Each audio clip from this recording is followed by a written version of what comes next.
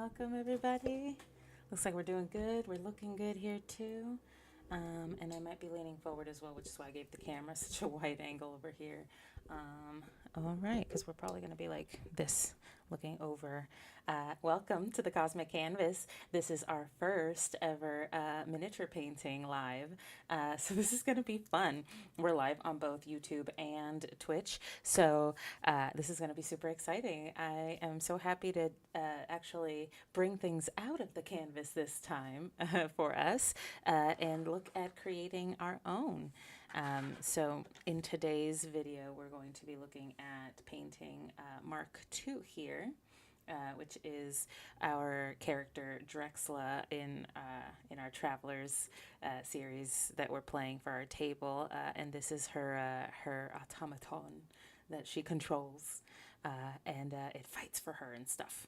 So she provided this really cool miniature. Let me bring it closer here. Let it focus a bit.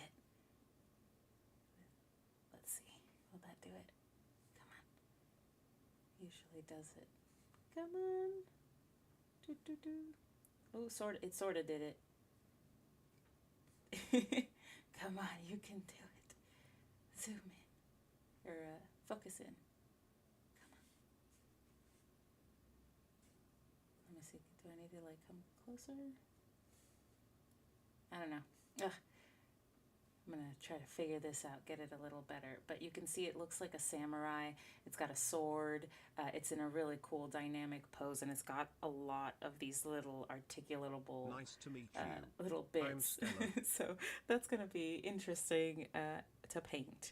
And it also came with this really cool base here. And it's just a mechanical base, really. It just has a couple of indents here. I'm not sure if you can see for the feet. So at least it tells me where to orient him when I do finally give him a resting place on this thing. So yeah, so we're going to at least start painting these today. Who knows if we'll get finished? I highly doubt it, just because miniature painting takes a long time. So who knows, right? But I've got my warm water here ready to go. I've got some of my favorite brushes already out and ready for use. Let me see right here. Make sure everything's good. All right, and then I'll run you through a little bit of what I do first. So usually I have these cool little wooden bases that I use to help me paint here. So I just have to remove, yay, one of these existing miniatures off the base here. I just use museum putty, which is this blue stuff you see here. It can get quite messy, but once you get it all together, you can use it to kind of pick this all up. There we go.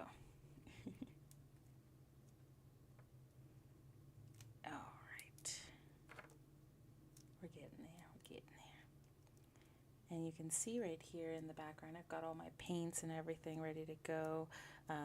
But if you have any suggestions or anything, you can also chime in the chat, and I'd love to hear them. You know, I never know where the artistic flow might take me, so we'll see here. And I'll put this guy back over here just so he can stay over there while we take on this project instead. Same thing, I'll try to take off a little bit here. That way I can have as much to work with as possible. And since he's on two separate feet, not one complete base like some of these other miniatures are, I do want to put individual putty on the individual feet. So the other miniature that you saw was obviously already on its base, so it didn't need two separate points of contact on here, but this one will. So I just want to clean this part up, get as much of it as I can, just because that's going to be useful. And I don't want to waste either, because art supplies are expensive. So, you know, we gotta save every bit we can. All right. Almost got everything here. Oof. Sometimes it doesn't feel like it, though. All right. We're getting there. Got most of it off. And so now I'm just gonna split this little ball that we got into two and stick it right on the bottoms of the feet right there. Boop. And then, oh, is he too big for this base? Almost. I have to like put half of his feet off the side here. But I'm going to use the museum putty to shore up these feet so that they stay properly. Right there. Okay, and hopefully that keeps it. Woo! And we'll try to be delicate too while painting so that you know, it doesn't topple over as much. Okay. All right, and so usually also I will try and look at some of the inspiration art behind this guy, and if you go to our Discord, you can check out a lot of the art that the player for Drexla has provided for her in our Comic Cave section, and it is really, really cool. There have been a few different iterations with different artists, so it's really fun to see. So I'm just scrolling back here. Because one of the original pieces that she provided had almost like a full suit, and you know, we might also just kind of come up with our own theme, just because I don't want to take up too much time looking stuff up, you know. All right, let's see here. Oh, hi to Babas. This is one where you can't be on my lap. I'm sorry, but good boy, buddy. Let's see here. Okay. Gotta also make sure my food and drink are safe. I gotta make sure my food and drink are safe from this guy, or he will eat it. All right, let's see here. Okay. All right, so Drexla has a very unique look about her. Her jumpsuit is bright pink with hints or like touches and details in white and gold. So I was thinking of doing the inverse this time and making Mark gold with different details in white and pink, just because I think that might look cool.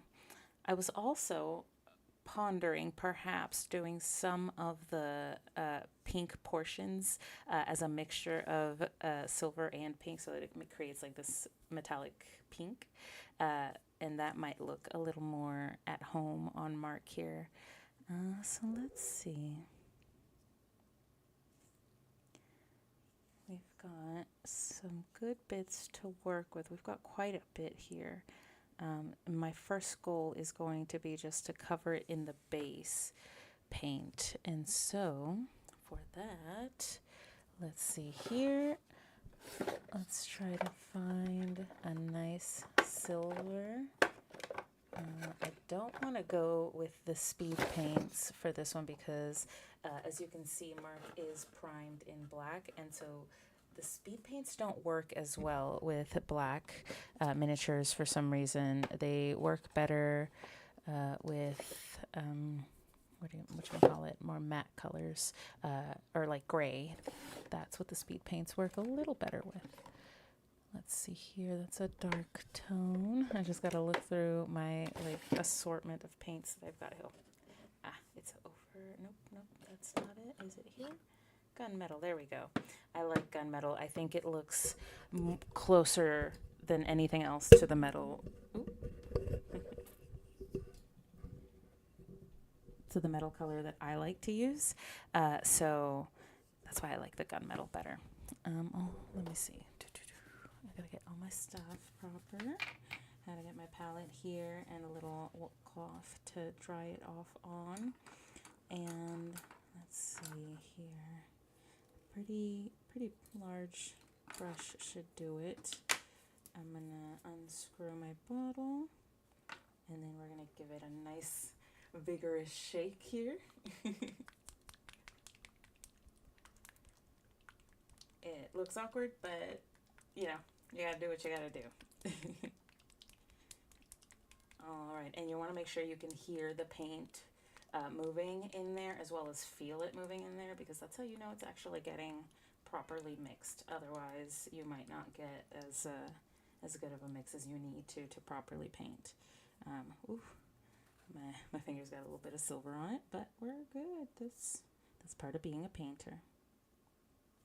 So I'm going to put a little bit down on the palette. As you can see, it's not too much because we can always add more to the palette, but when you over add to it, you also risk running out of it when you need it the most. These bottles are fairly small, so a little bit of this paint goes a long way. And if you noticed, I dipped over here into my water cup full of warm water because I want the brush to be nice and pliant. As you can see, if it's in warm water versus colder water, I don't know, I just feel like the paint flows a little better. It sticks to the brush a little better too, and it fills the crannies here that we're trying to fill without, there we go, without being clumpy or losing those details, which I like keeping. Okay, and every now and then, as I run into my light, you want to dip into the water. Not too much.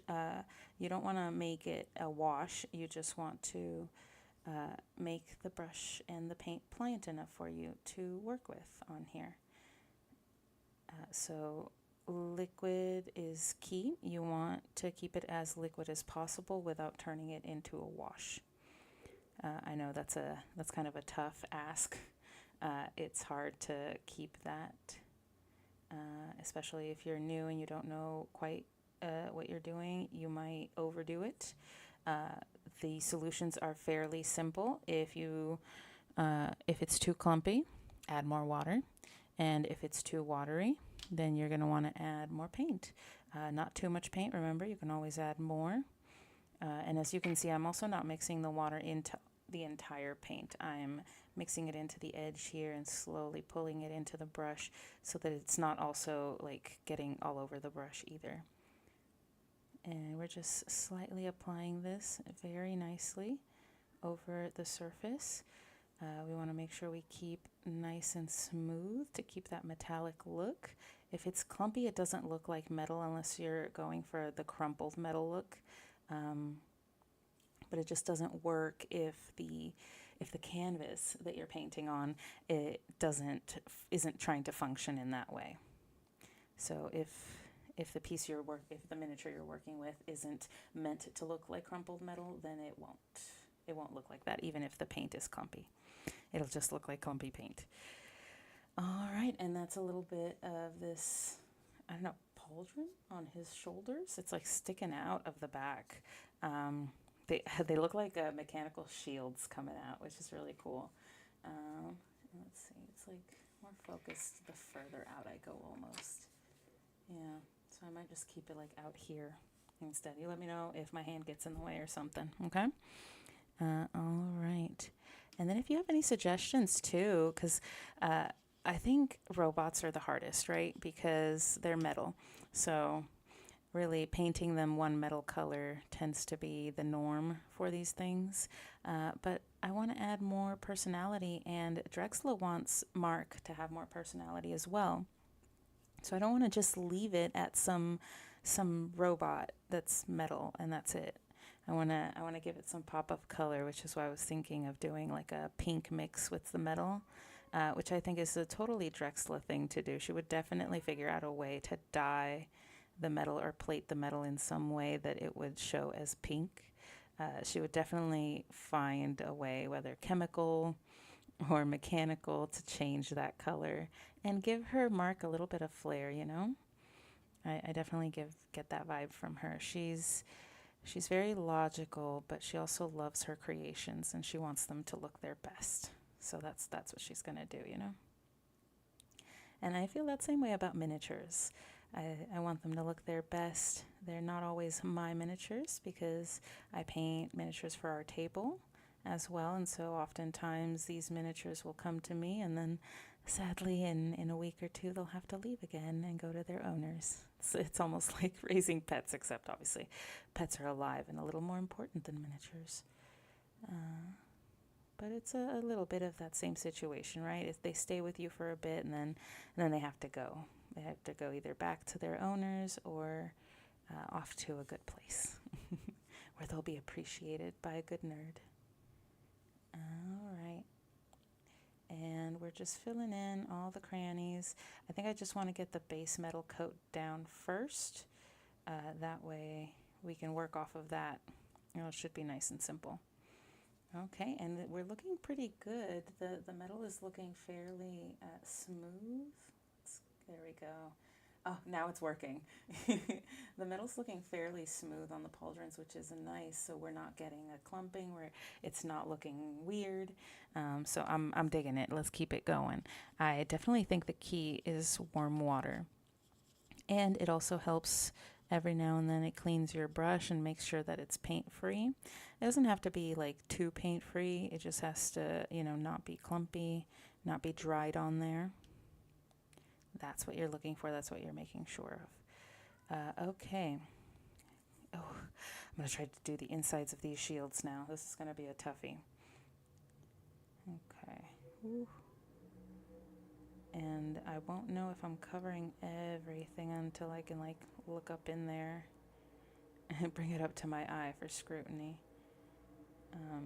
The good thing at least about painting this robot is obviously I don't have to be too careful yet about maintaining lines and details and making sure that nothing's bleeding into something else, because I think the biggest thing that breaks the illusion of miniatures is when the lines are broken, right? Like your shield is leather and the gloves that are holding the shield are black, but when you look close enough, there's a little bit of brown on the leather or the black gloves, and that breaks it a little bit, the immersion of the miniature. You don't want to do that, so you try to keep within what I call the lines as much as possible.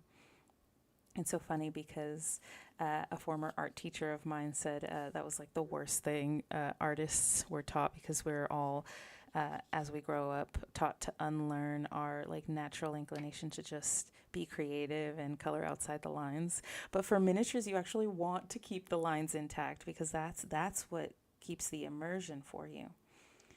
So I agree with that sentiment wholeheartedly, except when it comes to miniatures. You really want to make sure that you keep those lines, because that's the sign of a good painter. That's the sign that shows that you really took care to maintain everything where it should go. And it looks like the backs of these are coming along pretty nicely.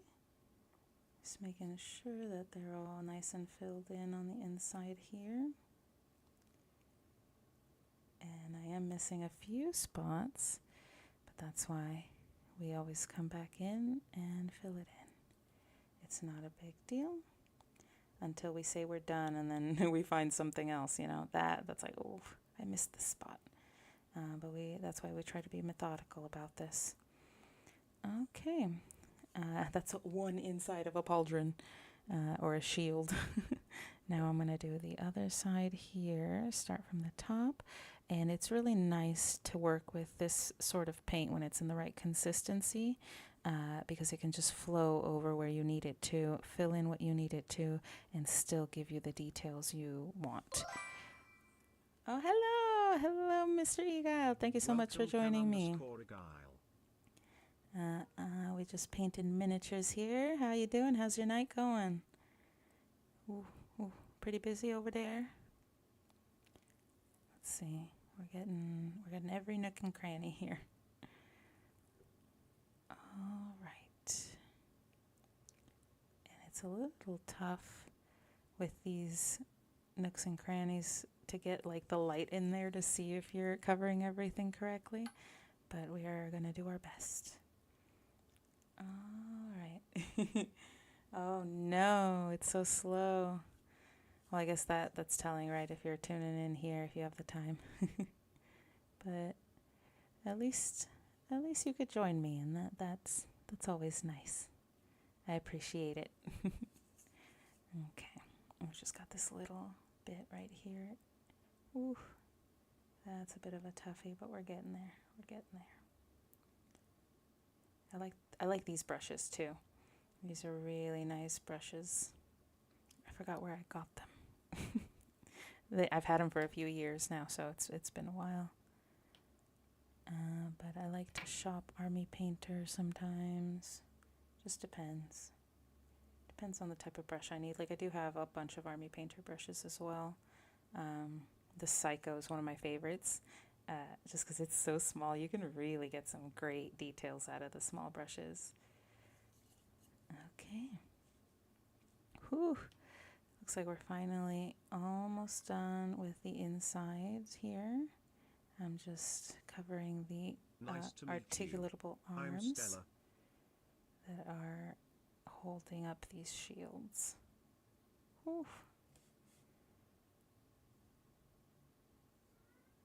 All right, there we go. Nice and easy, not too forceful. You don't want to push the brush into it either. You wanna give it the freedom to work. The brushes know what they're doing. Brushes are like wands in Harry Potter. They know what they're doing. Just gotta let them flow. Except I wouldn't say they're alive like the wands in Harry Potter. That might be going a bit far. But there's debate about whether the wands are actually alive, sentient, or both. I'm not sure. I think it'd be cool if paintbrushes were the same way. I wonder, though, how you would duel to win a paintbrush off another person. And paint off. And what if it's not a... Ooh, what if they take different shapes, too? Like, what if you're a sculptor, so it's like a little sculpting tool instead of a brush? That'd be sick.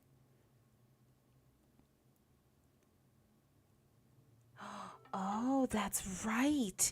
That is so right. The current mark has actually Meerschaum colors and a fire blade. So now we've got some really good inspiration for this. So what I'm going to do is I'm going to keep the metallic sheen. I'm going to still color it metallic, but I'm going to go in now and add a few little different notes of the Meerschaum tribal colors, and that should really tie it in.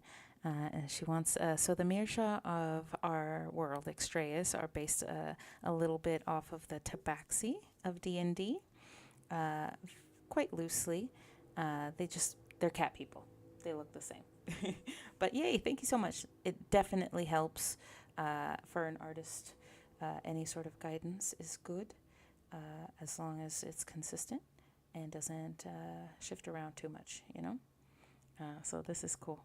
I'll definitely get on this. And it gives me some really cool ideas to work with, too. I'm going to have to get creative here. But that's the fun. All right.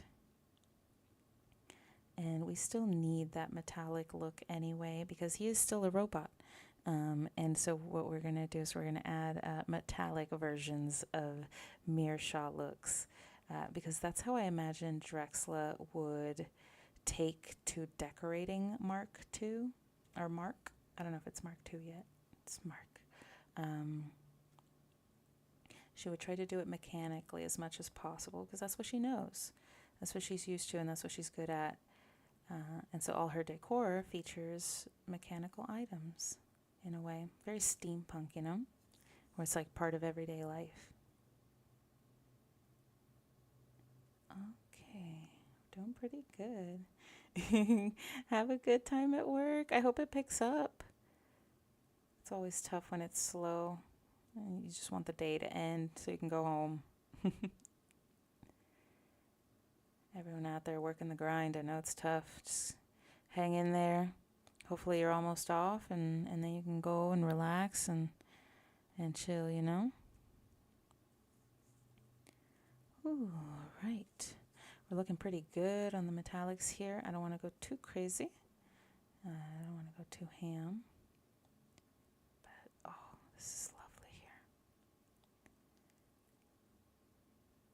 silver is really working well.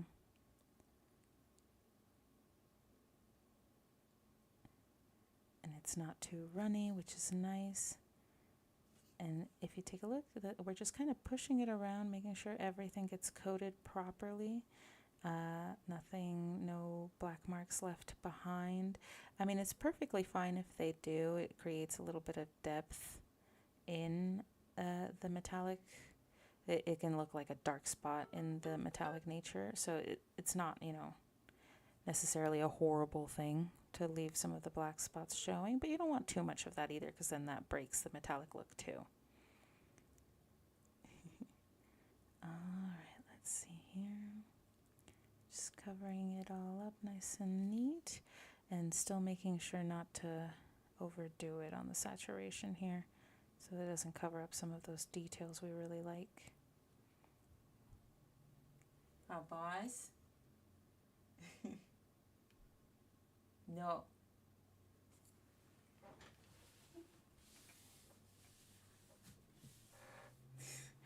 My buddy Kitty over here is trying to get up so he can get some snacks. But he's already been fed, and really nicely too. We gave him some rotisserie chicken breast meat, so because we got to get his weight up. He's still on the healthy side, but he's a little on the lower end of his weight, so we want to get him up a little bit, which is why I've been feeding him some chicken with his meals. Get him nice and fed, and it's been really working wonders. So I don't know why you're looking for snacks, buddy. All right. He's just a little scavenger kitty. He came to us out of the streets. He came from the streets, and he found us through the kitty distribution system. My husband, then my boyfriend, we were just sitting in his room talking and like watching TV or something, and it was pretty dark out. It was late, and all we hear is a and he looks, and outside is just a little red tongue, because Bubba's is black, and so we couldn't see him because everything outside was dark. So all we could see was his little red tongue. It was so cute. And we went out there, and he immediately dove for my husband's toes, because my husband was in flip-flops. And he started licking them, and you could tell he was just hungry as all hell. So we couldn't just leave him. We couldn't just give him food and leave him to the streets like that. So we took him in, and frankly, Bubba's is the reason why my husband and I got our own place so quickly, why we kind of got our lives together. He's the kitty that brought us together. So I love the Bubba's, but he's still a little dumpster kitty. He still thinks of himself as needing to scavenge every now and then, when he doesn't need to anymore. He forgets sometimes. That's okay. He's just being cute. All right. Looking pretty good here. Getting some good coverage. You can already see the metallic sheen is starting to look pretty good. Pretty smooth. No clumping, no nastiness. We're looking good here. Ooh, I love it. Definitely key is using warm water, but not boiling, no, not hot water, because you could ruin your brushes. Just some warm water, just enough. It doesn't need to be crazy, and it goes a long way. Yeah, you don't need too much either. You just need to dip the tip of your brush into the water, and that absorbs so much of it already.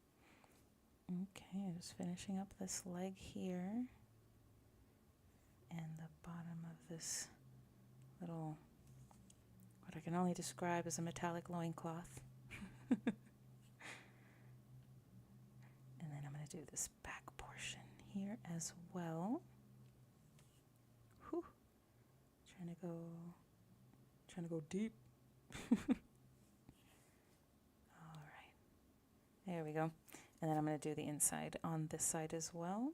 Oh, this one's much more open without the sword or the leg sticking out. Here we go. Perfect. And we're going to go in between the legs here, make sure all those nooks and crannies are filled in the most respectful way possible, Mr. Mark. I promise, it's only for painting purposes. It's for artistic expression only. All right. I'm really liking how this is looking in a metallic sheen. It just kind of starts bringing the robot aspect to life for me, I think. I think it's cool that she built him wearing like samurai sandals. That's fantastic. And eventually when I take him out, I'll paint the bottoms too.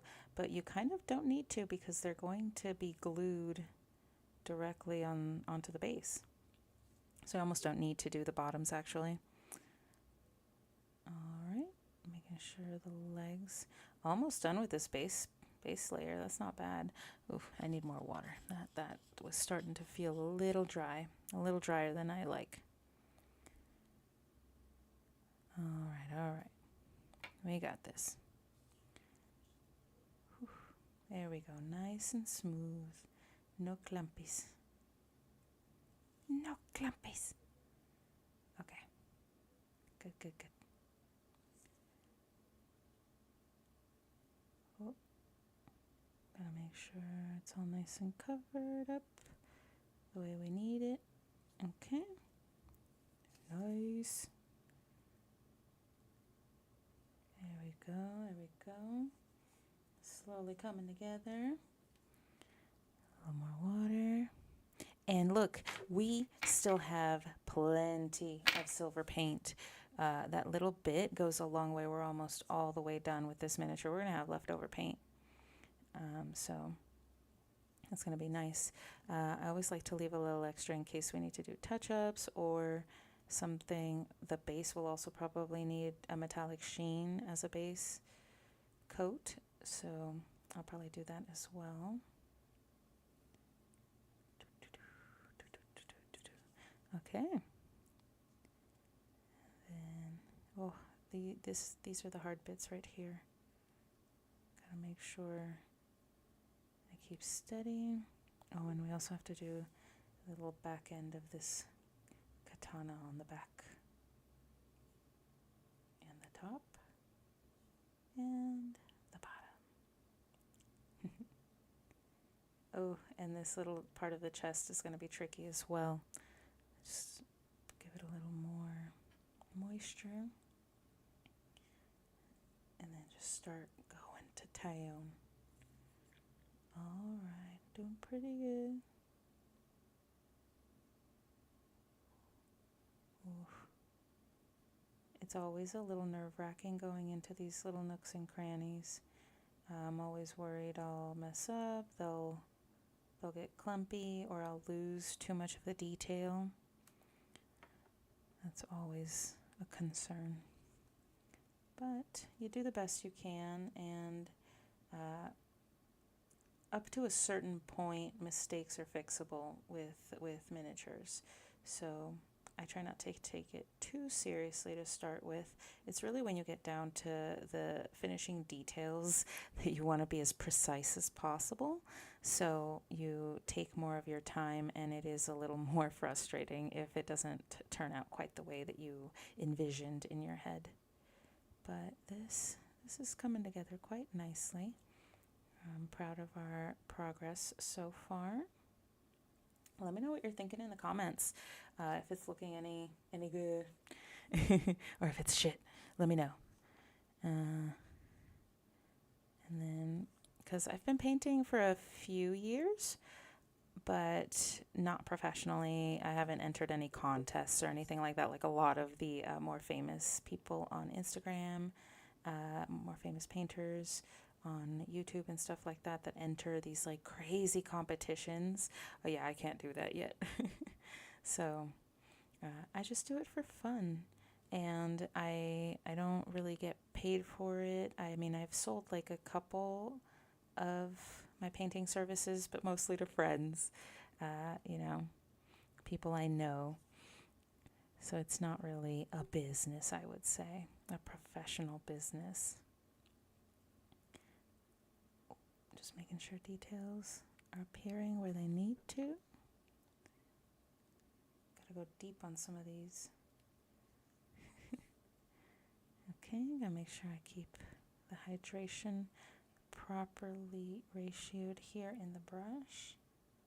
Don't want to go too loose, but not too dry either, because that when you get too dry on the brush, that's when you get all that nasty clumping that you really don't want. I would almost rather be too goopy, too watery than too dry. Too dry and you've basically ruined the paint job, and you never want that. You want to keep going, you know. And I'm gonna give it a nice, obviously new metal look for now, as the base coat. And we can always distress it later with a little shadow wash or a little brown wash to make it look dirty. We can add patches too of dirt. That way it's inconsistent and it looks like he's actually been traveling, as opposed to just like one big coating of dirt or something, which would be more fitting if it had been something like he'd been sitting in a warehouse for a long time before he got picked up or something. But he is a brand new creation of Drexla, and every time she modifies him, obviously she uses new metals, new materials that she can scrounge up or recycle to her needs. Okay. All right. Now, I was going to do most of it in metal, but since Drexla has stated, or Dan, the player for Drexla has stated that the one sword that he wields, that he likes to fight with, is made out of fire. The blade is fire. I want to fulfill that. So we're going to leave the black portion of the blade black. That way it works better when I try to do fire on it. But we are going to make the base of the sword metal, because that just makes sense as part of Mark's build here. And this is going to be tricky. I'm going to have to go behind here, and that's going to be tough while also keeping with the mic. Oh, and of course I went a little overboard with it. That's great.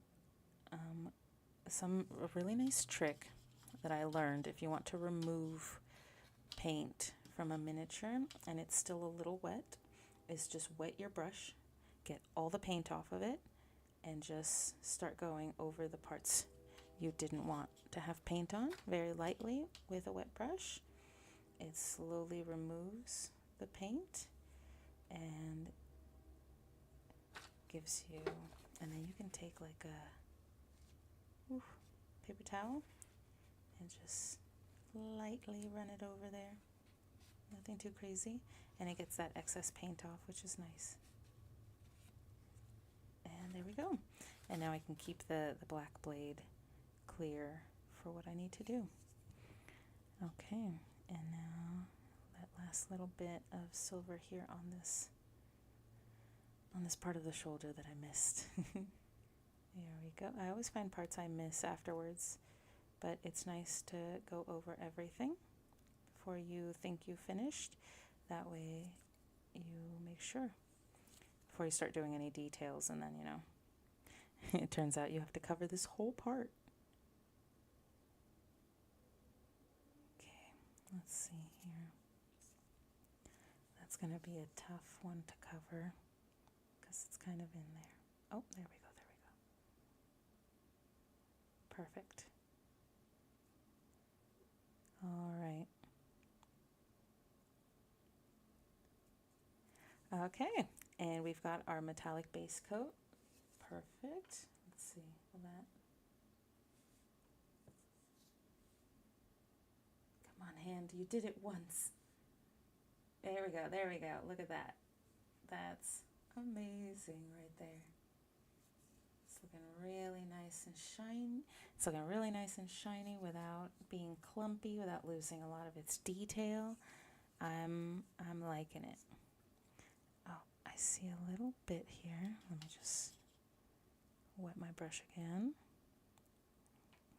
Perfect. Mix in that nice little end. I see a little bit here that didn't quite get filled in. There we go. Or I could have touched it and gotten rid of it on accident. You never know. You want to make sure you go over everything. Make sure you don't lose. But I think we've got it covered pretty well. It's pretty good. Okay. All right, that's our metallic base right there for Mark. It's looking pretty good. And what I'm going to do is I'm probably going to add as much of whatever is left over of the silver paint onto the base, just so I can make sure to get rid of it and that it's a similar color, similar covering to Mark. There we go. Nice good coating. And you can see it's a little watery where it does show a little bit of the black underneath, but I kind of want that. And it's always better to go a little more watery than to be dry and create those clumps that will kind of destroy the look of metal that you're kind of trying to go for. You don't want that.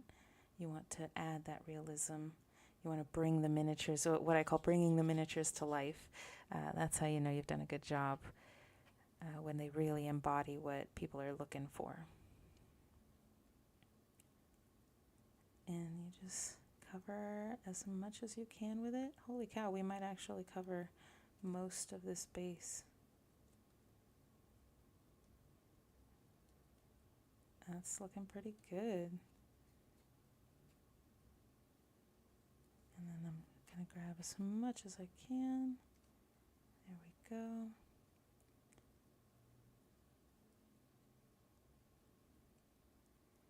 Oh, even that corrugated metal looks really cool. Almost perfect there.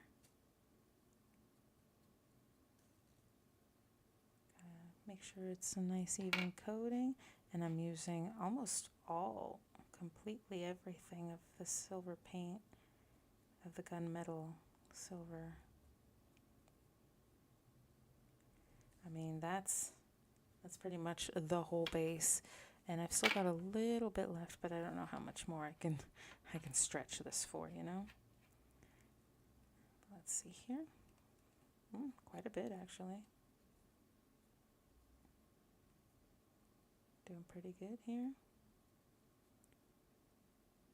Gotta cover everything we can. It's looking nice. I'm digging it. Taking as much as I can. These miniature paints are expensive, alright? Gotta save as much as I can. It's a dog-eat-dog world out there. Ooh. Okay, but that's looking really nice on the corrugated metal, and frankly, this thing is almost completely covered up. Little wetness. That sounded weird. Wet your brush, and there we go. Nice. And that's pretty much it, all of it, except for the sides here.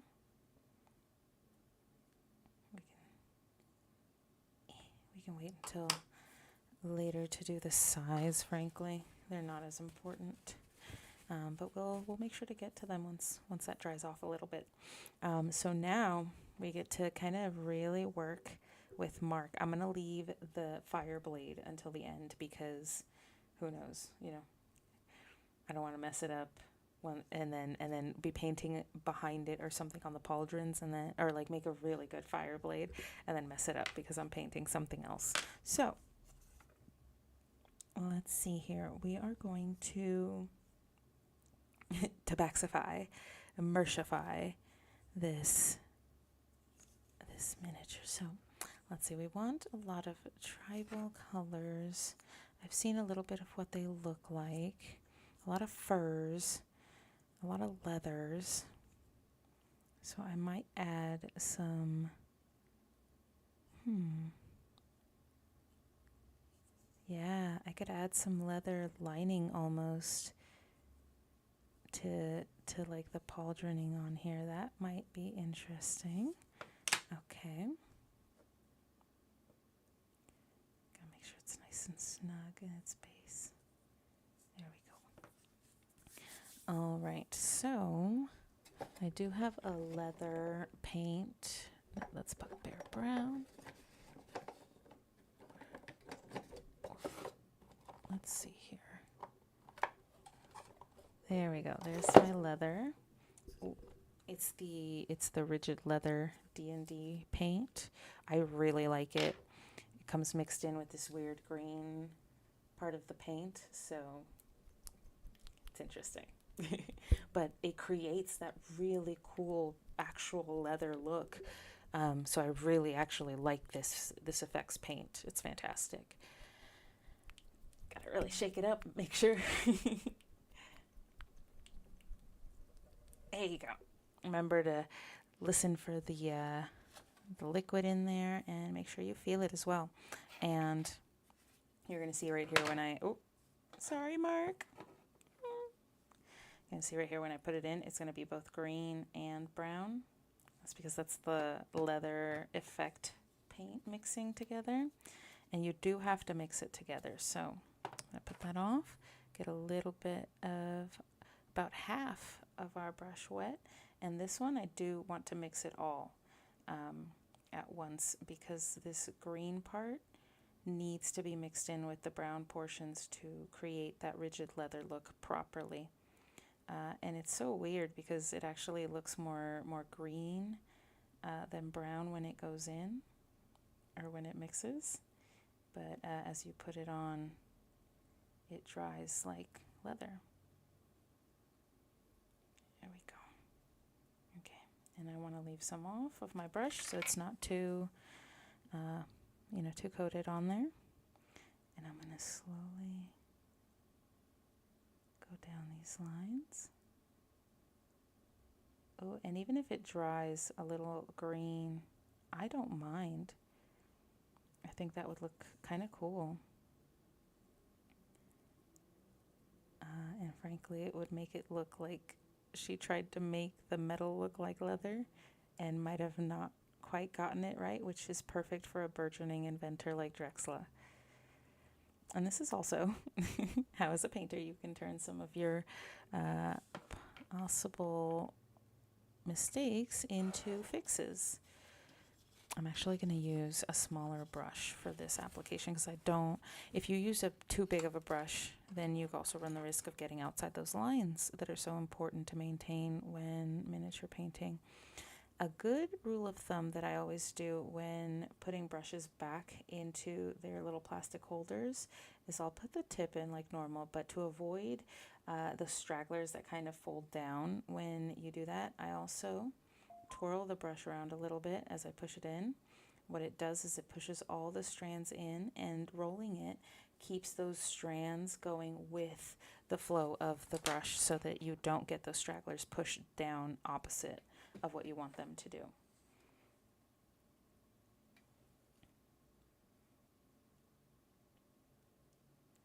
All right. Cool. Just checking everything's good. All right.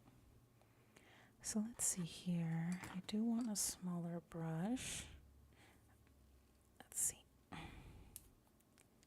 Oh, I like this brush. That's not bad. It's not a bad brush. It's a smaller brush, and I like that.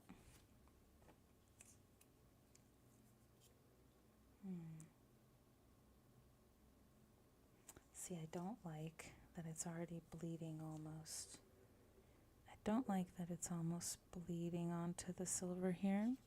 So I'm going to take, for these more wet paints, I actually take a dry brush and I get all that excess off. It tends to come off a little easier with a dry brush because it'll cling to the dry brush, like paint would when you're picking it up off the palette. And I can still go back and cover it where I need it.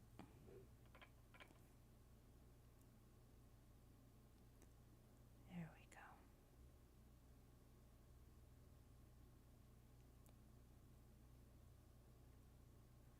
go. Oof. That's a toughie.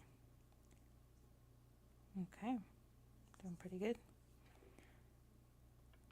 And wet my brush a little bit again. Get some more of this. Start going again.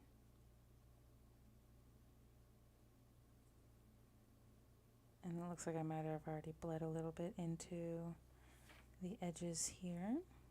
Don't want to go too far out. Probably stretch a little in.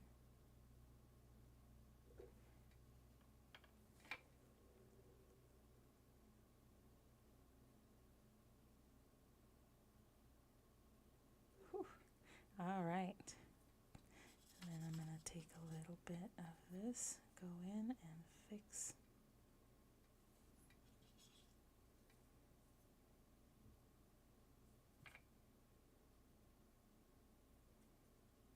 I love using this technique to remove excess. And now you've got the silver in there without removing the line of green that I wanted. I might have wanted to do more brown in here. Might have helped. This rigid leather paint is also fairly temperamental. You need to get it right or else it doesn't look quite right. So it's important to get the details correct.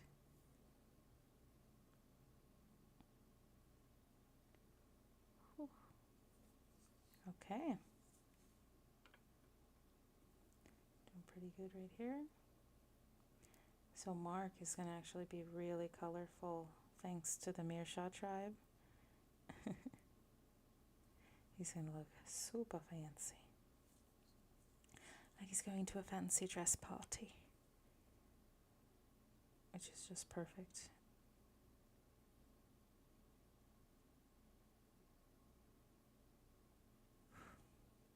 And for the leather, it's not as horrid to have clumping, because leather naturally might have different folds, different clumps in it that evoke leather. So there are some paints that you can have clumping it with that work with the paint that will actually provide the effect that you're looking for, but they're very rare. Usually you want to go with a very clean paint, very smooth. Okay, doing pretty good. Not bad on that pauldron. I know it's like a very small detail, but it looks so good when you look at it up close. It's really tough. Let's see.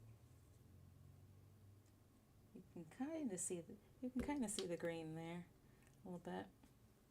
It's really for Dan's benefit since we can look at it really up close. Okay, let's see.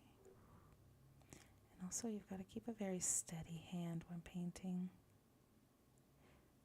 If you don't have a very steady hand, having these miniature holders that I do help.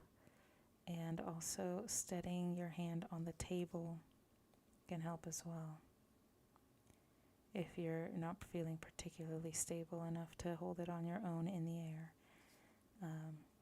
So don't even worry about it. Even the best artists need a little bit of extra support when painting every now and then.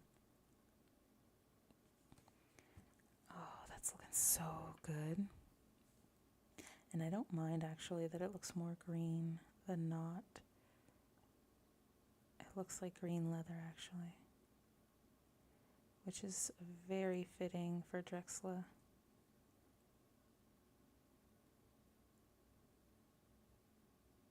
And her new tabaxi or Meerschaw roots. she has found. Okay, go back in and remove some of this excess. That way it doesn't destroy the look that we're trying to go for. Use a little bit of water.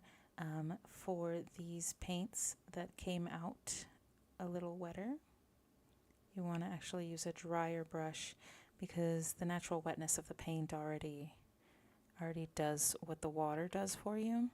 So you just want a little bit to make it a little more pliant for you.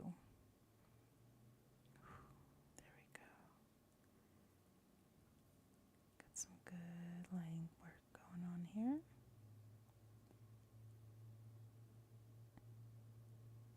Pretty good. Z. All right.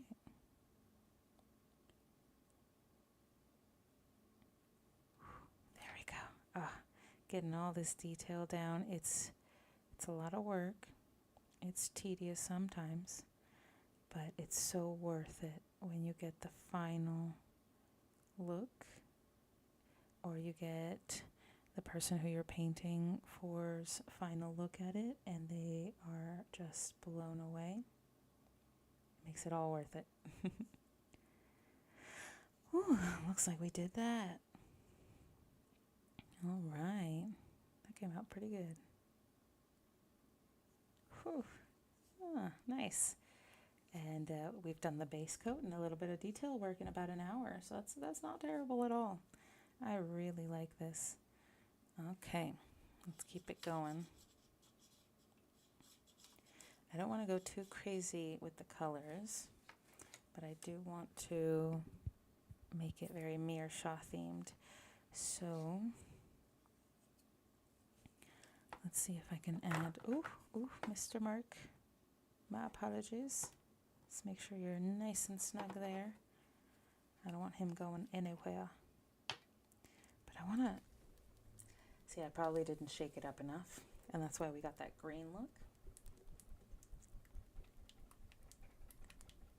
So you want to shake it up as much as you can. And I'm actually going to start another one.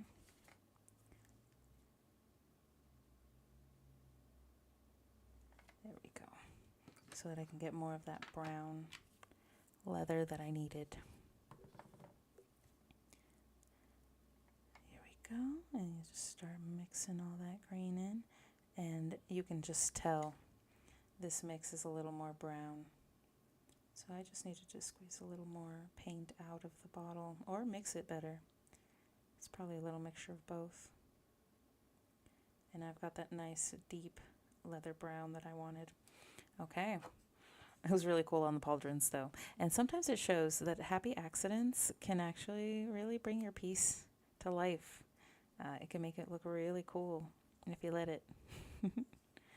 Okay, so we're going to start this lining here.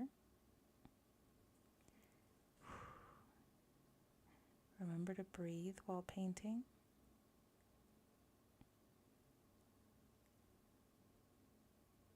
Even though I'm kind of holding my breath. It's mostly to keep the smooth lines. I try not to breathe while I do that. Just because the active breathing does move your body. And when you move your body, it can move your brush. Okay. There we go. Nice lining. Okay. Doing pretty good. Washed my brush off a little bit. Now I'm going back in for some paint. Okay, coming around this side. Same thing. Oof. There we go.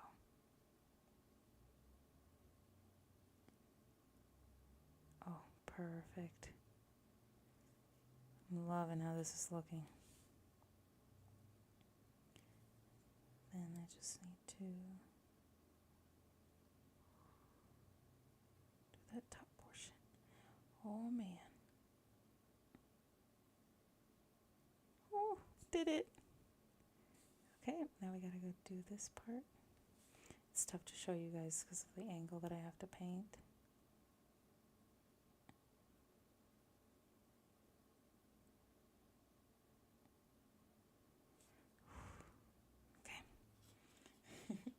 It's a toughie. This one's got a lot of small nooks and crannies, so I am having to go in and correct my paint a little bit. But it's okay. It's just to make sure, again, that we keep those lines, because that's what brings the miniature to life.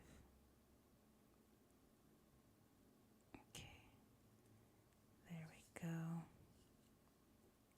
Perfect. I'm really liking how this is coming out. And I think it showcases Drexla's inventive nature, right? She's very good about using what's around her to create her inventions.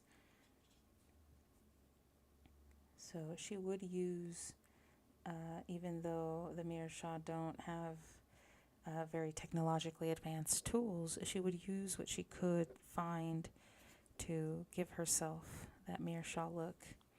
And I'm even gonna make these straps leather. It's perfect. And the Mirashaw have blacksmiths, so I'm thinking she used a mix of both, right?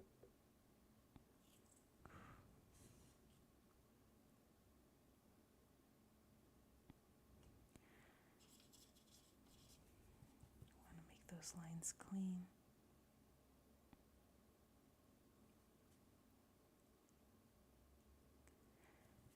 Perfect. And now we are. And I'm actually going to use a little less water when painting this, using this particular paint.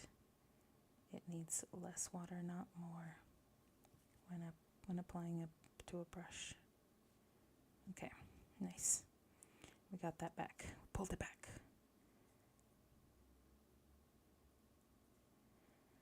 Okay.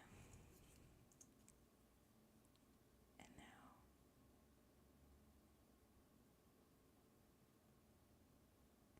we do the other side and try to be as careful as possible. Although our trick really helps us keep the clean lines. We don't want to do it all the time, because every time it's like rolling a d20, right? You might not do it right one time. So I try to minimize it as much as possible. Alright, let me go down a bit here.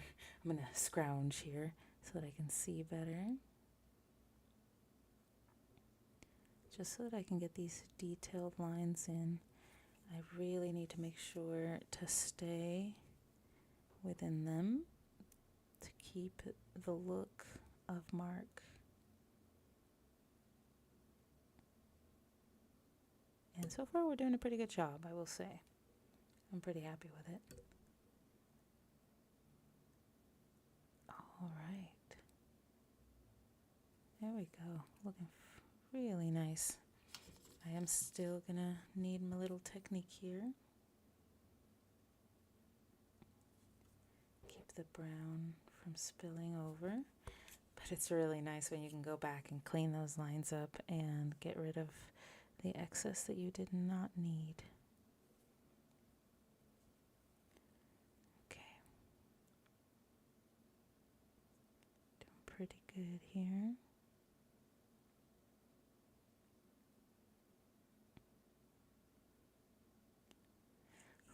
Okay, nice. Good line work.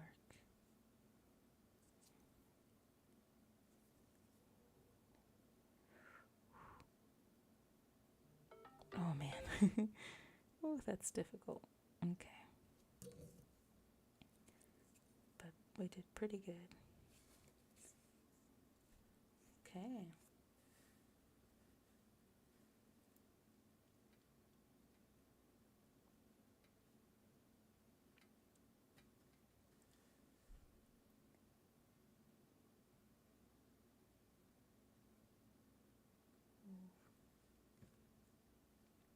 Things are going crazy in the world. but don't they always? Okay. This is why I focus on bringing joy to the world instead. Let's paint together. That's how we'll fix the issues of the world. Coming together. All right.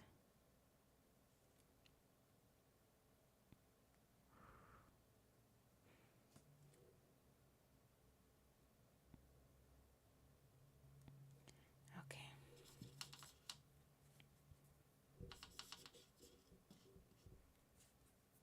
Gotta clean it up just a tad.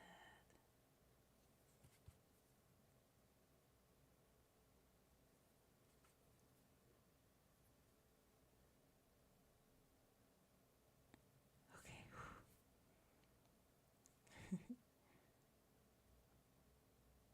It's only a little nerve-wracking because I want to do a good job. I want to make sure that Mark looks like he's supposed to, you know? Like Dan always envisioned Mark looking.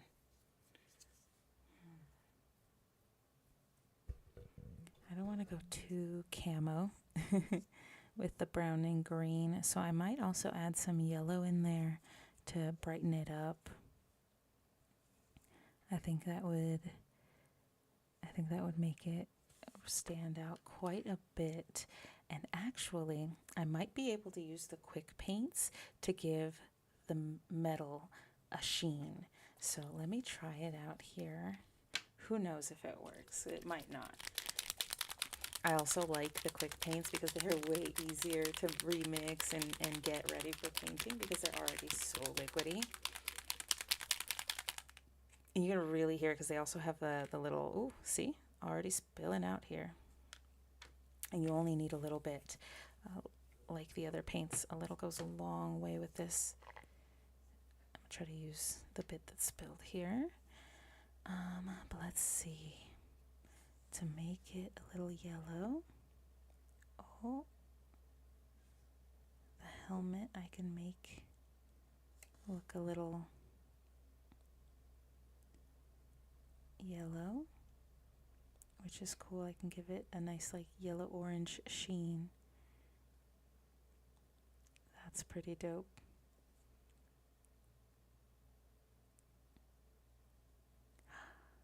Oh, I'm really liking it.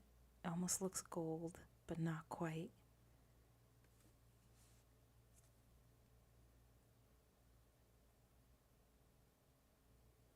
Wow. But I don't want to let it bleed too much into the face.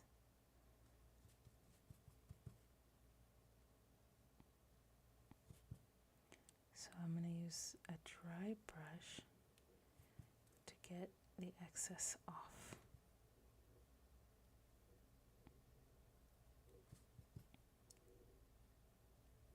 There we go. Clear it all up. And then we can go back to our helmet.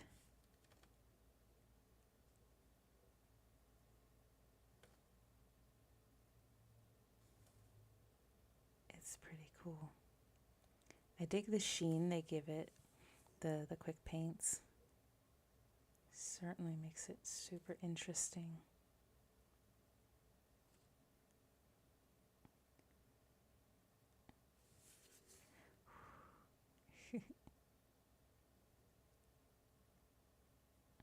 All right.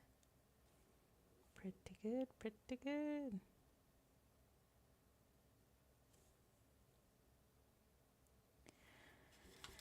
I'm going to wash it off again. And then I'm going to remove some of the excess that's spilled over here. Oh, and it went away almost completely on the first swipe, which is nice. That's exactly what we wanted. It looks like he's wearing like a helmet of the rising sun. Like reflecting the sun off of it, which is so cool.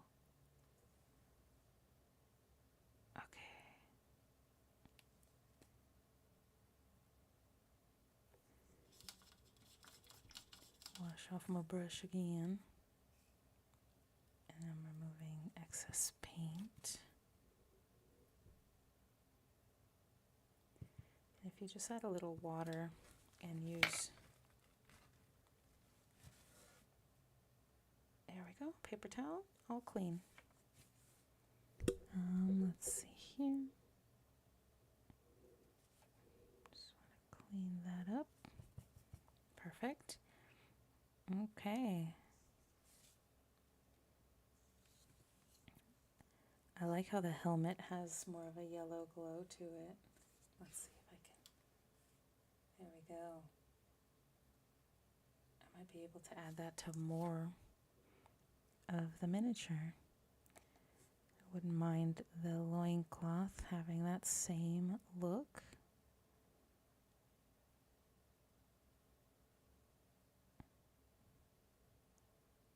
Gives it a nice sheen here.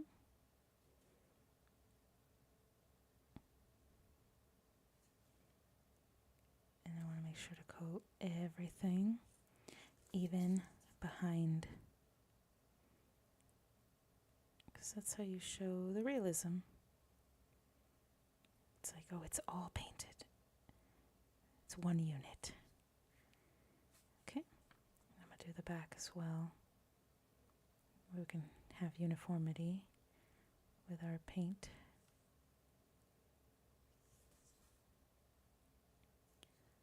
Okay. And then, ooh, doing the bottom portion is tough. There we go. We got it. Okay. And then I'm going to go in and remove excess.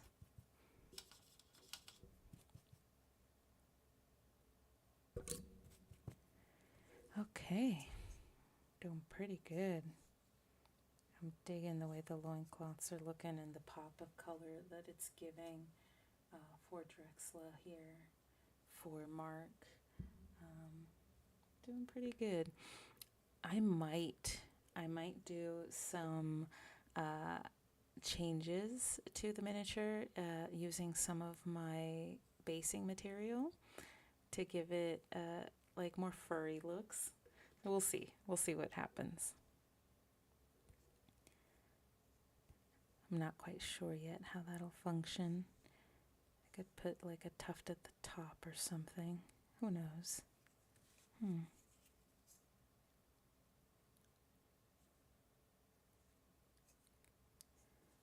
and this back area could be yellow too. I really like that. Let me see. Just this like spinal part. Nothing too crazy. There we go. Oh, that looks really cool. Just this part. I don't want anything else, just that part. And I'll clean off the excess here. You see how easily you can do that with a wet brush. You can just remove the excess paint or a dry brush if you need it. But that's perfect right there. And it really looks like the helmet is reaching down. Ah, so cool. Ooh, and I want to clean up the bleed too, the paint bleed.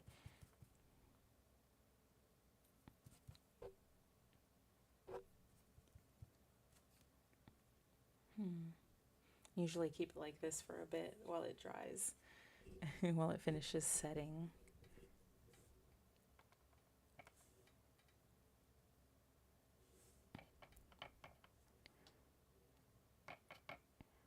I want to finish a little bit of this green too.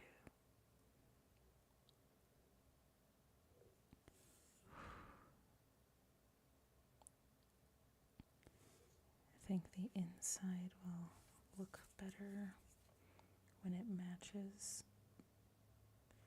But those insides are tough.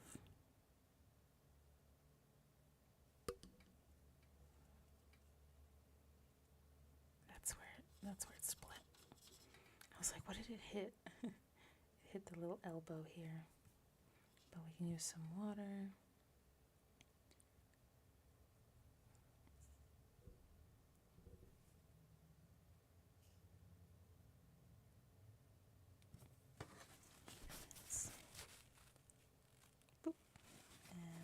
do it? Okay.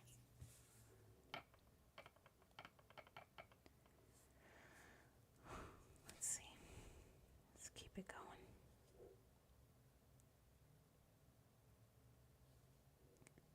I want it to all look like it belongs. Nice and uniform, as much as possible anyway. Obviously, you might be limited with your miniature, but doing the best you can. The recipients can tell when you've put in a good effort, you know?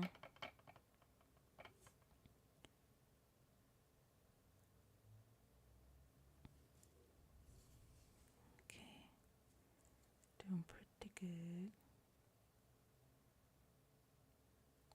Nice. Okay. Not bad, not bad. I'm really digging the look of this guy.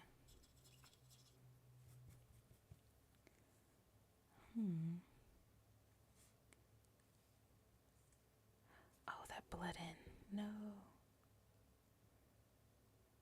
I can also go back and obviously repaint some of the areas in the gunmetal to give it back some of that color. So we can do that now.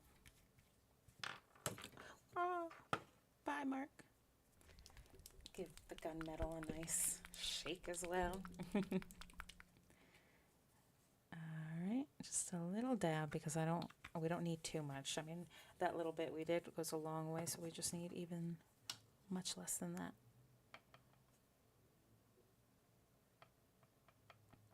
There we go. Okay.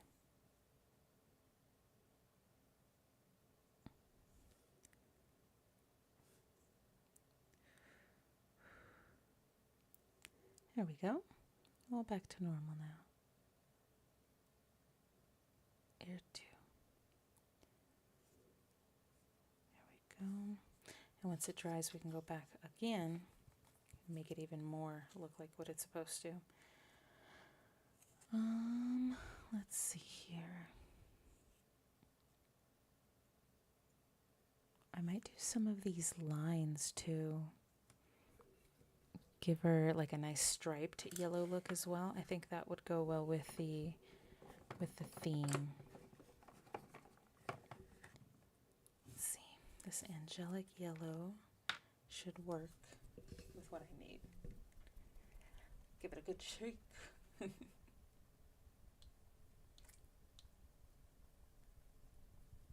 There we go. Woo!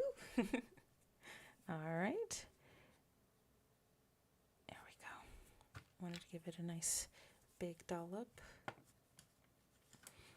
And now I'm going to want an even smaller brush than this. I know. Actually, let me make sure it's nice and properly washed. Perfect. Okay, we're back. Even smaller brush. It's so tiny. Or does it show it? I mean, yeah, you can barely see the tip, the brush tip. Okay. So now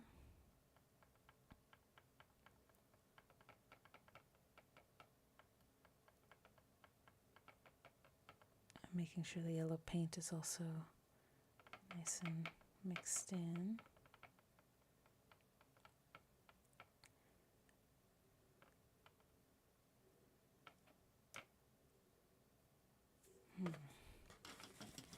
Something's up with this brush.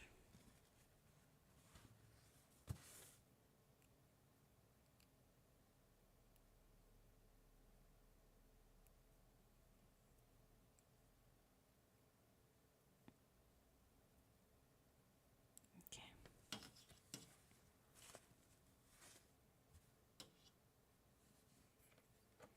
All right. Should be good to go now. I like pulling it out so that it brings paint with it, but it's not too much, and you can control it a little better.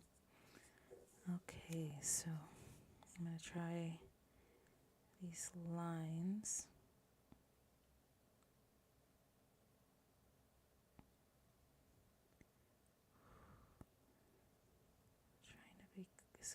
clean as possible here.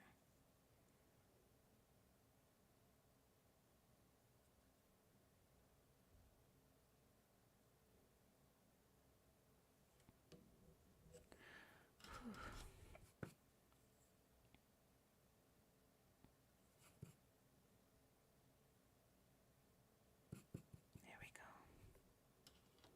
I don't know why I'm whispering like I'm in Zomboid or something, but it's like a gallery feel almost, right? You want to whisper like you're in a library. Ooh. All right. These lines are looking very nice.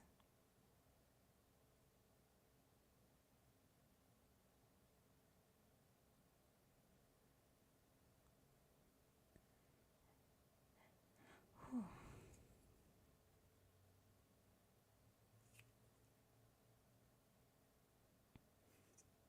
Just making sure everything's nice and filled in properly. All right, doing pretty good here.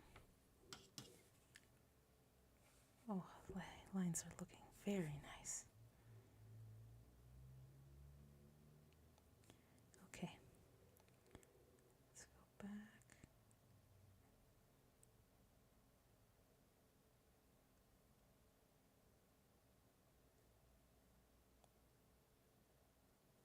There we go. Okay. Clean it up. Perfect. I can also go back in and reline the silver parts to really bring those lines to the correct dimensions. There we go. And that's how we keep our nice thin yellow lines that we want. Okay. Whew. These allergies are kicking my ass. Got my nose itching all the time. Okay, let's see here. I've got another line. Whew.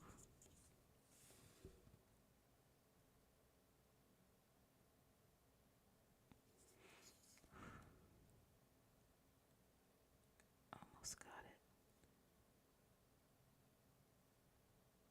Oh, there we go.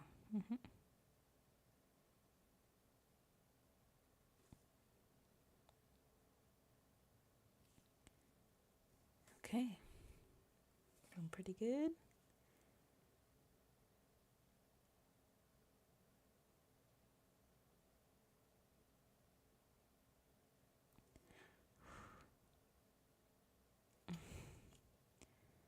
There we go, there we go. Oh, these lines. They're difficult.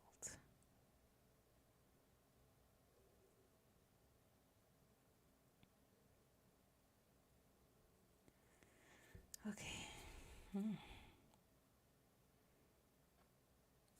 pretty good here.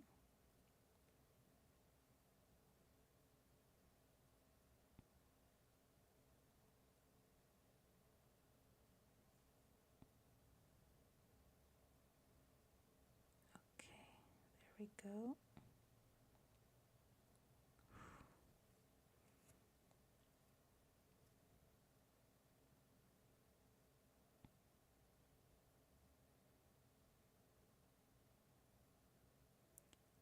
There we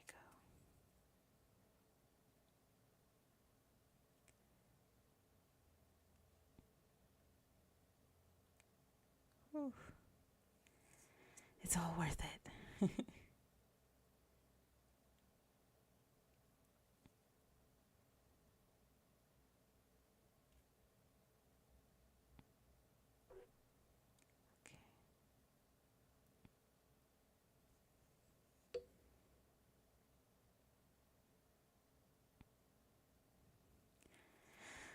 All right.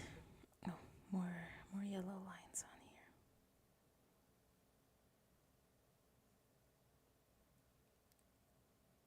is pretty cool.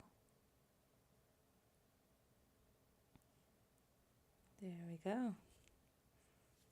That's dope.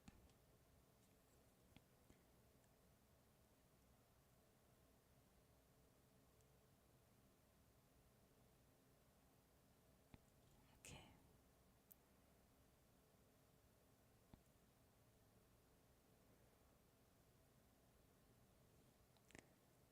There we go. Doing pretty good. All right. Whew.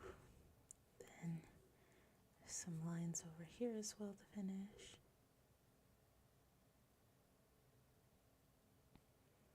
There we go. Perfect. And then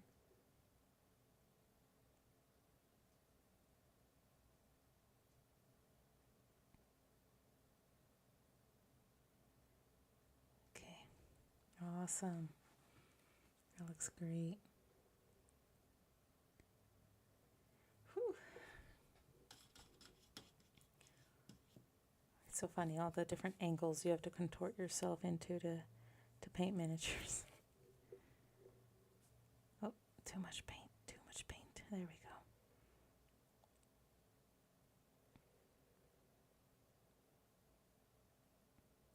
Perfecto. Just gotta follow it around.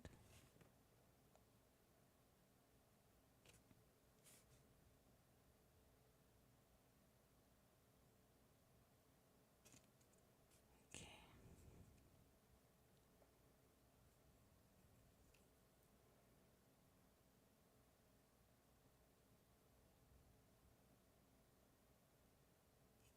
All right.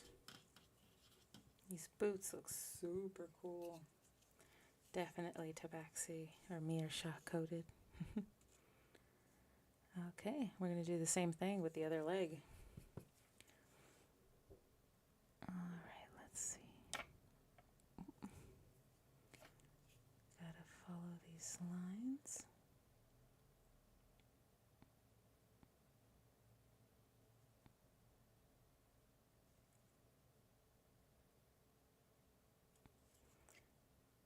And for these smaller, thinner lines that you need to do, I do as little paint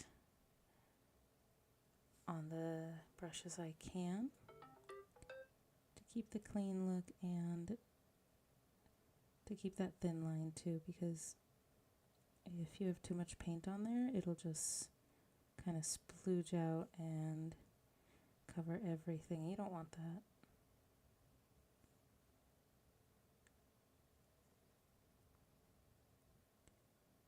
All right. Finishing up this first line. Okay, let's see here. I'm hungry. Whew, there we go.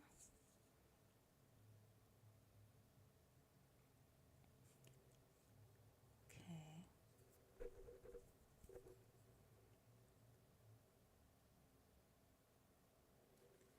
Oof. Let's see. Gotta do this next line.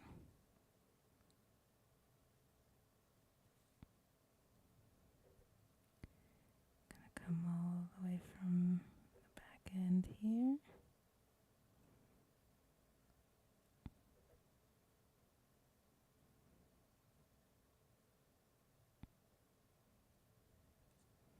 Perfect. There we go.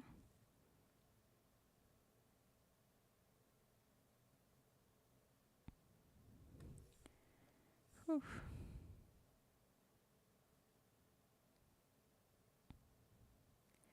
These boots are made for walking, and that's just what they'll do. These boots are gonna walk all over you. 'Cause Mark's gonna stomp the shit out of you. Ooh, imagine if she had these boots. Miss Shania Twain would be busting everybody down.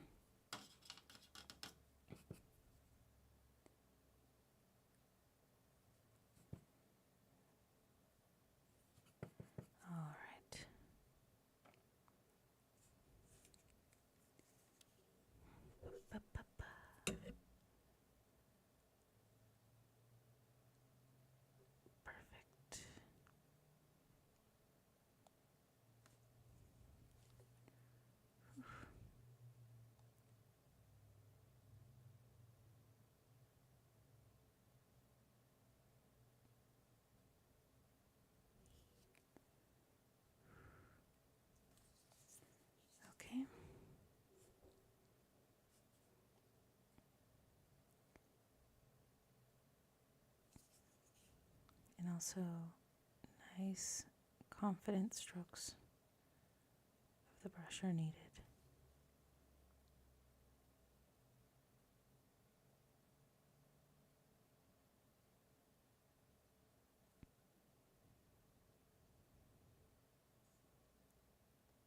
Okay, there we go. Nice.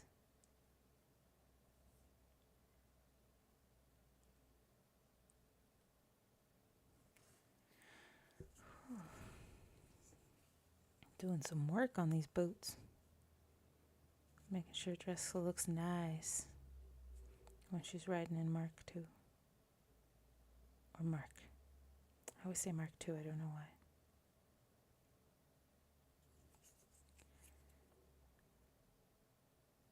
Okay. Doing pretty good here on the details.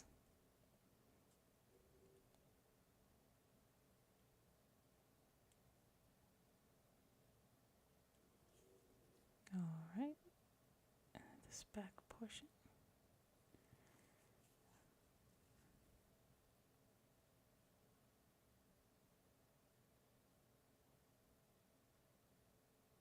Okay. There we go.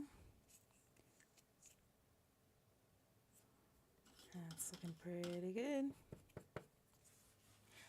And now she's got some really nice yellow lined boots. They look pretty good. Yeah, look at that. They look pretty good. Nice, good lining. And we're looking more and more tribal. I'm digging it. I like the yellow. I think the yellow is what's making it pop. The way I wanted it to, anyway. Okay. And another thing is I'm going to add yellow to these pauldron shields.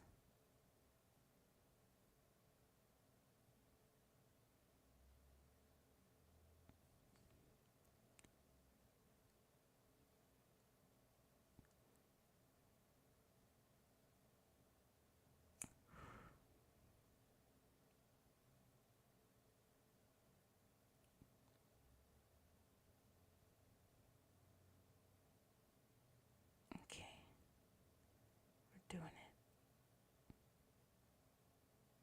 Whew. Oh, that looks nice on the, yeah.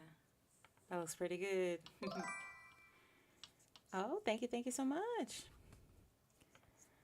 Welcome even lower quality garbage. I like your name. That's pretty funny. Ooh.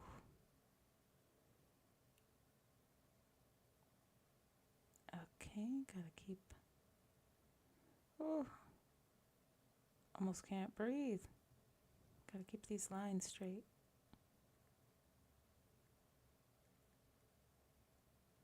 And the angle I'm holding them at isn't too great either.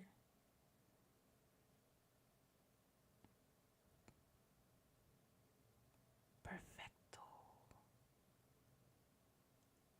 Ooh. Oh, damn it.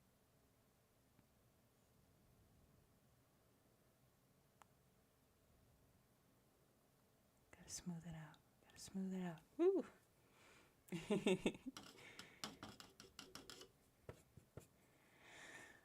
Okay.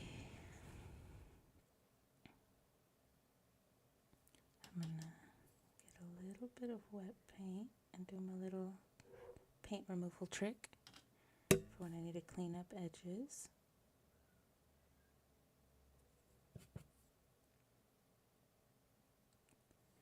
Perfect, and you can see it really cleans that line up really nicely. So then I don't have to worry as much anyway about mistakes. Okay. I tried to put the camera in a sort of POV angle for painting. It just wasn't going to work. I looked at a few ways I could do it, and any way I did it, my hands were going to end up getting in the way. So I was like, it has to be on the side. I can't have it like in between my hands.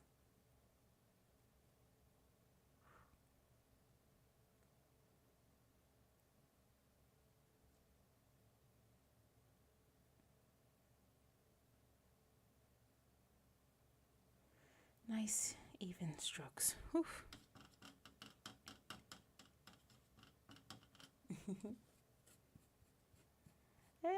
You know, it's tough, but if you just sit down one day, I don't know. I find it cathartic, so I tend to look at it as a way to let off some steam, just relax. Also get some work done for my friends.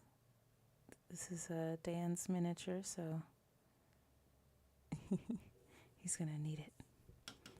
And that little edge is going to be too hard for me to clean up with water, so I'm going to go through with the metallic and clean it up that way. Oh, nice. I'm glad. Sometimes I have to use my hand to like refocus it on the miniature, but it's looking pretty good so far. I'm digging it. It's got like a samurai feel, but I've got to give it a little bit of a tribal look because in our current campaign, the owner of this automaton has spent time amongst what we call the Meershaw tribe, which is a tribe of cat people that live on our beast folk continent called the Mirren continent. And so I've got to give it a little bit of a tribal makeover.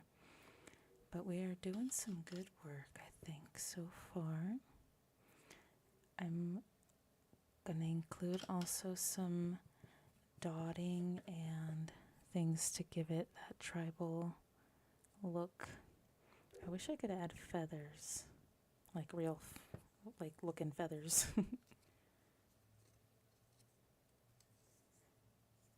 I'm glad the camera's looking good. That was always my worry, is I wouldn't be able to capture it properly enough. But we're looking good. This is not bad. I like how the little pauldrons are looking. Gotta refocus it right there. Yeah, I'm definitely gonna do some like dotting or something to give it a little more tribal of a look. But that's after I finish all the tedious lining on these pauldron shields. There we go. Whew. Gotta stay relaxed and confident in your brushstrokes. So you paint miniatures too, or do you just like miniatures and wish you could paint some? Because anybody can get into it. I would recommend it. And my recommendation is always to start off with like shittier paints that you don't care about, and miniatures you don't care about as much either. That way if you mess up, it doesn't, frustrate you too much, and you don't have to worry about losing something important.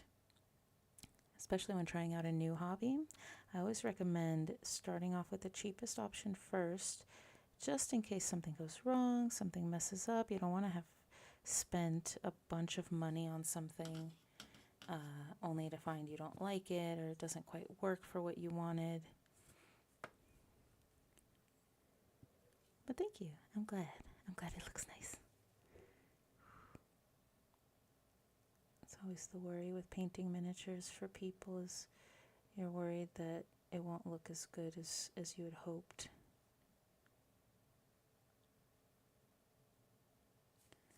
But that's why it's good to have someone on these live feeds.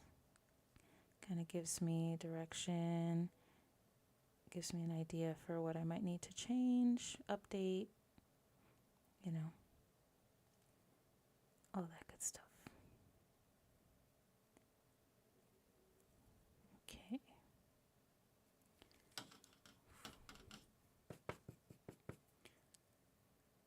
And these lines are fairly small, so I like going in with the silver, the metallic gunmetal, and just cleaning up those lines, so I don't have to worry as much. Oh, nice. Yeah, I've done some Warhammer painting. It's it's a project. It's even more detailed and uh, frankly crazy than D&D miniatures because you have to paint whole armies. I have a friend named Eric who paints his own Warhammer miniatures and had me paint some for him as well because he had so many. And he knocked out a like 900 piece army by himself in like 6 months trying to paint it by himself. And he did a really good job for someone who just picked up the hobby so that he could do his Warhammer miniatures. So yeah, I think you should definitely, give it a shot. Like I said, try it out with some cheap paint on some miniatures that you don't care about as much. That way you can see if you like it, if it's an activity that you appreciate, because it's not for everyone, right? You might not want to sit there for hours on end painting miniatures. It might not be the thing that you like once you've tried it out. And then that way you know, and then you can get a hold of an artist that can do that for you, can help you. So yeah. Okay. Oh, these lines are going to be tough because they're behind this awesome katana that we're going to make a fire sword. A fire katana.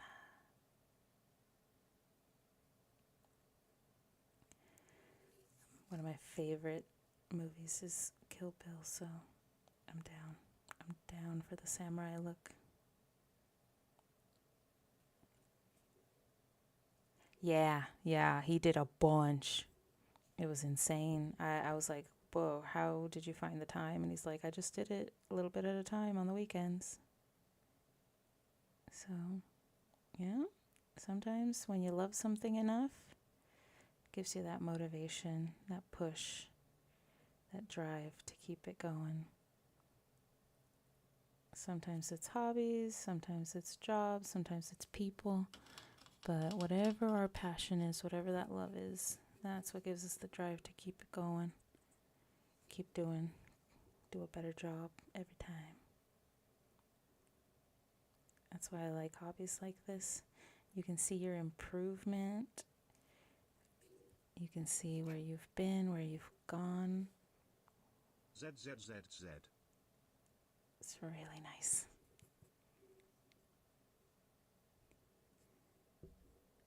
Okay. Just want to make sure these lines look good.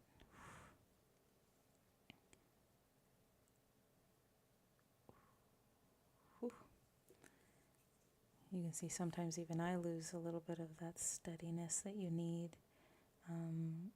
So, I know a lot of the big worries for new painters is that, oh, I don't have a steady enough hand, I'll mess it up. And I will say a steady hand is for sure a bonus when it comes to painting miniatures, but it's not absolutely necessary. There are plenty of rigs out there that will hold the miniature for you.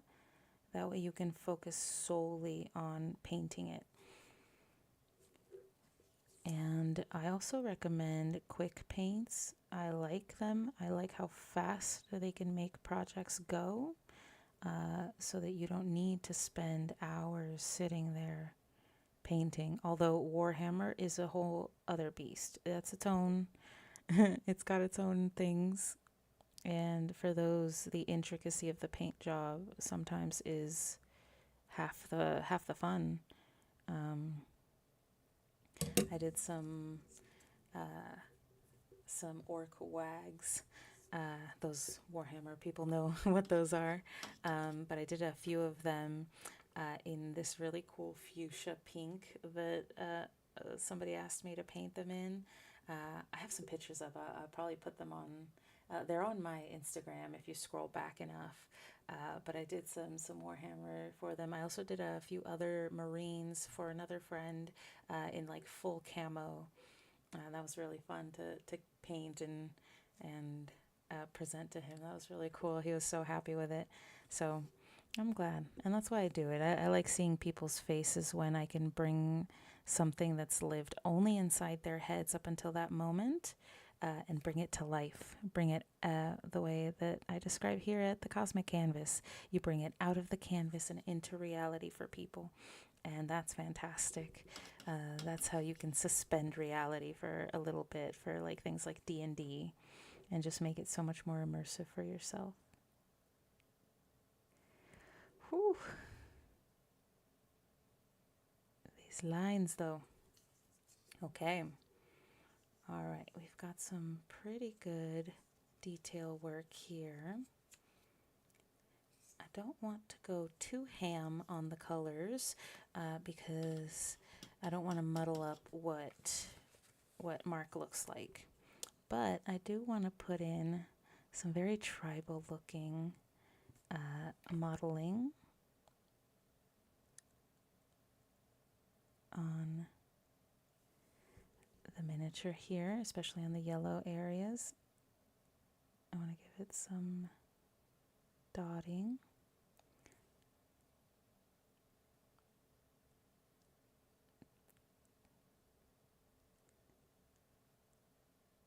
There we go. That way it looks a little more tribal. It gives it that look that we're going for. Ooh, it's going to be tough, but I'm doing this first, so when I do the other side, it seems so much easier. That's why I always say, if you have something to do the hardest bit first. That way, everything else seems like a piece of cake after all you've been through to get that one thing done.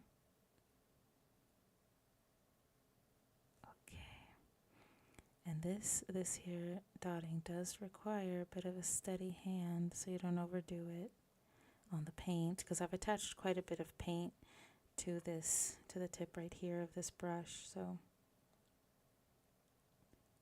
want to make sure it's not too much or that I don't press down too hard and then I lose that kind of circle dotting effect that I'm trying to go for.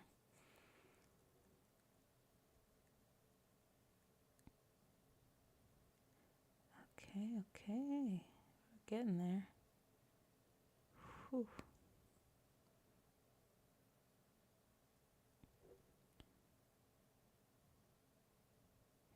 And sometimes the paint will like fall up the brush, as weird as that sounds. It'll like rise up the brush instead of staying on the tip where you need it to, and that can cause issues too. So make sure to wash off your brush as much as possible to keep the like tip of your brush good for what you need. Ooh, I've been painting miniatures for almost as long as I've been playing D&D, which is about 8 years now, almost 10. So it's like 9 years. So painting miniatures was like a year into that. So it's like 8 years. Ew. Oh my gosh. That's so long. Ugh. Almost a decade. Now, it hasn't been like all the time either. I haven't been like painting miniatures all day, every day for 8 years, right? And there was a period of time during COVID where I was painting miniatures every day because we were locked down. And so I could, and then obviously couldn't go anywhere. So, all right, now I've got a little bit of that dotting in there. I don't know if you can see it properly. It's kind of hard because it's small, but it gives it a little more of a tribal look, and that's what I'm looking for here. The yellow lining with the green was starting to give too many military vibes for me. Yeah, time flies. Holy cow. I did not think it was going to be almost a decade of miniature painting. But it's definitely not professional, and I haven't been in any like competitions or anything like that. It's purely been a hobby for me. And like I said, every now and then I've sold my painting services to friends and acquaintances that need something painted. But for the most part, it's just for me and for our D&D table, of course. I paint all their miniatures. It's part of our table package. All right, doing pretty good here. I just want to at least get these dots down before we stop for the night,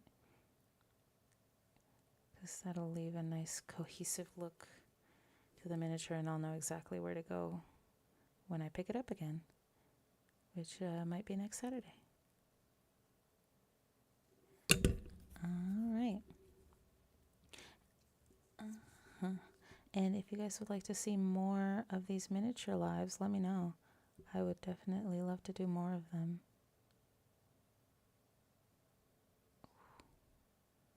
Oh, man. Well, thank you. I appreciate it. Welcome even lower quality garbage. I don't know why she welcomed you again, although it's really nice to be welcomed twice. But but yeah, I guess I have been painting for a long time, huh? I guess I never really thought about how long it had been. It's just crazy. But it's good to know at least some people regard me like almost a pro.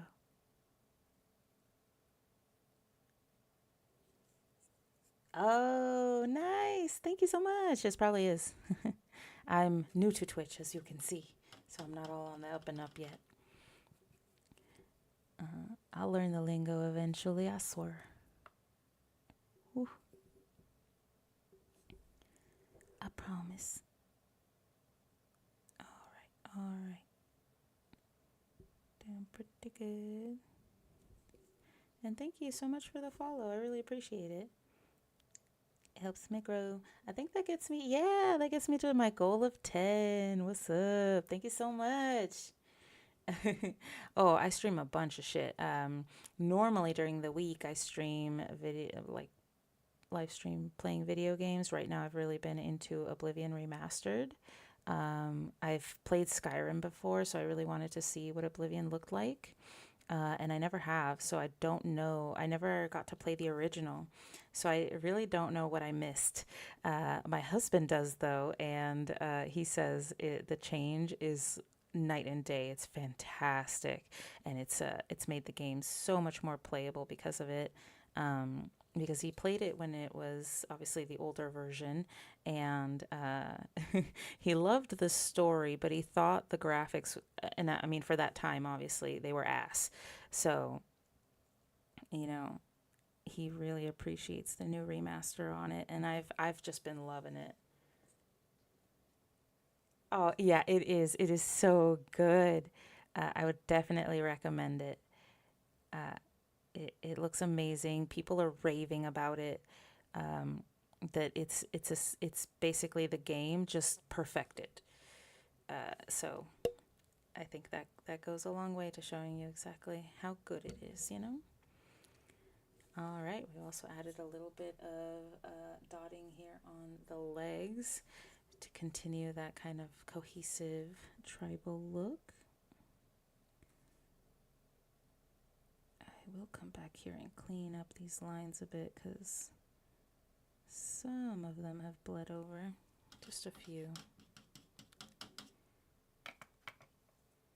I'll get some silver here and kind of cover that. Perfect. And I just kind of drag it across lightly. But yeah, I would absolutely recommend it. I've also been playing, I recently started playing Project Zomboid Build 42, and it's been phenomenal. Holy cow, it's so immersive.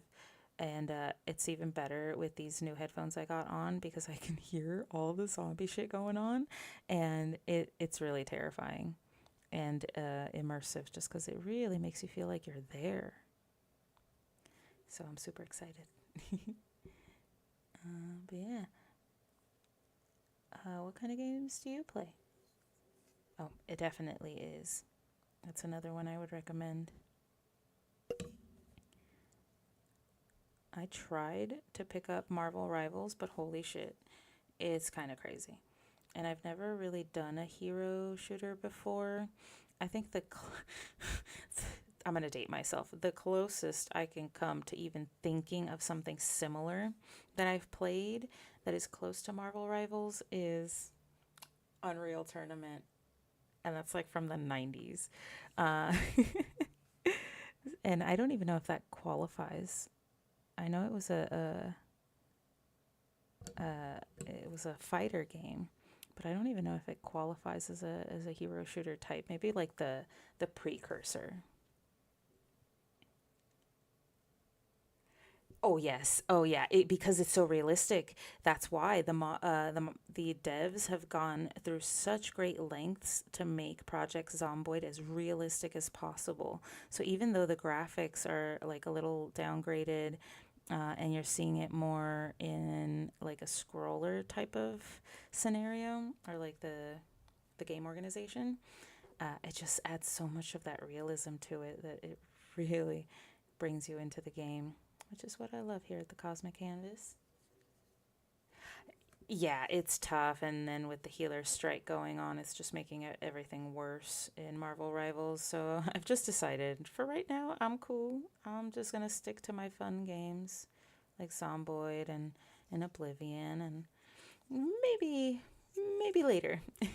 Ooh, I've also been playing StarCraft 2. I just recently discovered it thanks to the boys over at Lag TV on YouTube. Um, I just really like the gameplay, so I've started playing through the story missions before I even think about going on the ladder, and it's been really fun. I've been really enjoying it, so yeah, it's a good one. Oh, geez, yeah, it's the worst. I've been really digging it because Build 42 added to a few new maps, and Echo Creek is one of them, which is a really more rural town, and so I start there because it's nice. It's not a lot of zombies. You can pretty much handle it unless you let yourself get surrounded.